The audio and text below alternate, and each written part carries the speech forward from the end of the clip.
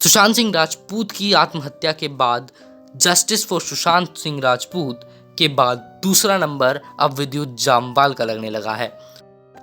विद्युत Jammwal, one of the finest and fittest actors in the Bollywood industry right now, but unfortunately has no godfather in the industry, and thus his talent is not being treated up to the mark.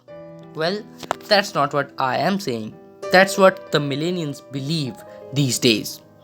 Bollywood's dirty game of nepotism is now being exposed after the suicide of Sushant Singh Rajput. जनता में विद्युत जामवाल को लेकर, विद्युत Jammwal martial arts के perfectly trend martial art हैं। उन्होंने China में बौद्धि धर्मा को अपना आइडल मानते हुए मार्शल आर्ट की कई सालों तक ट्रेनिंग ली है और एक प्रॉपर ट्रेंड मार्शल आर्ट विद्युत जामवाल हैं। इसके अलावा बॉलीवुड में भी उन्होंने अपना डेब्यू सन 2012 में फोर्स मूवी के साथ किया था। हालांकि तेलुगु में भी विद्युत ने काफ़ी मूवीज़ करी हैं, लेकिन बॉलीवुड हिंदी फिल्म इंडस्ट्री में जो उनका डेब्यू था वो फोर्स मूवी के ज़रिए था। अब आजकल विद्युत को लेकर मिलेनियंस यानी कि जो युवा वर्ग है उनके बीच में काफ़ी ज़्यादा आक्रोश है। Millennials these days are considering it an another example of nepotism that Vidyut Jammwal is not being treated the way he should B.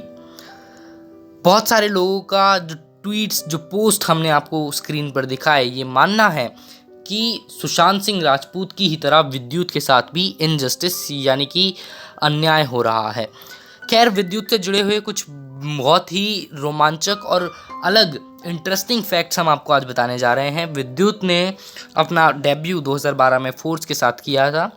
सन 2013 में विद्युत को कंगना रनौत के साथ यानी कि विद्युत जामवाल और कंगना रनौत को the smartest sexiest vegetarian actor of Bollywood का अवार्ड मिला। अब इस अवार्ड को सुनकर आप समझ ही गए होंगे कि विद्युत जामवाल एक वेजिटेरियन है। वो सिर्फ वेजिटेरियन ही नहीं है, he also is a vegan. Now what vegan is? Vegan एक तरीके का टर्म होता है जिसके अंदर जो भी व्यक्ति लाई करता है वो मात्र डेयरी प्रोडक्ट्स और ग्रीन वेजिटेबल्स पर ही अपनी जीवन यापन करता है। डेयरी प्रोडक्ट्स यानी कि दूध, दही, पनीर, इस तरीके से। So Vidyut Jammwal is himself a vegan and he was awarded in 2013 as the sexiest and smartest vegetarian actor in Bollywood along with Kangana Ranaut. इसके अलावा विद्युत जामवाल ने सन 2013 में ही पहले एक्टर बने बॉलीवुड के जिन्होंने सेल्फ डिफेंस को लेकर लड़कियों को ट्रेनिंग देना शुरू किया। तमाम तरह के कॉलेज में जाके वो सेल्फ डिफेंस के कैंप्स ऑर्गेनाइज करते थे जिसके लिए वो लड़कियों को ट्रेनिंग भी दिया करते थे। नाउ विद्युत जामवाल की एक अगली मूवी आने वाली है जिसका नाम है यारा। यारा मूवी को तिग्मांशु धूलिया जो कि इरफान खान के बहुत करीबी दोस्त रहे थे, इरफान खान अब इस दुनिया में नहीं है, तिग्मांशु धूलिया इस मूवी को डायरेक्ट कर रहे हैं। और सबसे इम्पोर्टेंट बात यह है कि ये मूवी एक रीमेक है फ्रेंच मूवी का जिसका नाम है लेस नायोनाइस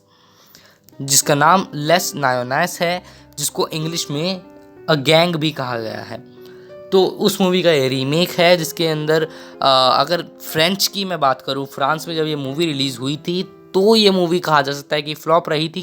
कैसे फ्लॉप रही थी वो बताता हूँ। 21.5 मिलियन डॉलर का इस मूवी का बजट था, यानी कि जितने पैसे में मूवी बनी वो 21.5 मिलियन डॉलर था। और जितना पैसा इस मूवी ने रिलीज़ होने के बाद बॉक्स ऑफिस पे कमाया वो था 10.1 मिलियन डॉलर, यानी कि अपना बजट भी रिकवर कर नहीं पाई थी मूवी फ्रांस में। हालांकि भारत में इस मूवी पे क्या रिएक्शन रहता है लोगों का वो देखने वाली बात होगी। इस मूवी से जुड़ी हुई एक बहुत अच्छी बात, तो बहुत इंटरेस्टिंग फैक्ट आपको ये भी लगेगा कि इस मूवी की स्टारकास्ट जो है अमित साध, विजय वर्मा और विद्युत जामवाल के साथ जो इस मूवी में चौथा लीड रोल था वो पहले इरफान खान प्ले करने वाले थे तिग्मांशु धूलिया की इस कास्टिंग पे, लेकिन अब इरफान खान इस दुनिया में नहीं रहे हैं तो चौथा रोल इरफान की जगह किसी और को दिया गया है। साथ ही खबरें ये भी हैं कि श्रुति हसन भी इस मूवी में रहेंगी।